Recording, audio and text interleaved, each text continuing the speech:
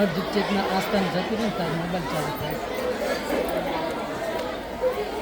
મને કહેવાનું મન થાય છે કે નકારાત્મકતાનું ઝેર હણાયા પછી હૃદયમાં ભક્તિના ભાવ જાગે છે. જ્યાં અહંકાર અને ક્રોધ શાંત થાય ત્યાં જ સાચો પ્રેમ પામે છે. તો આવો જોઈએ આ સાચા પ્રેમ વિશે નાની વિદ્યાર્થીનીઓ શું કહી રહી છે. હા ચાલે જોઈએ.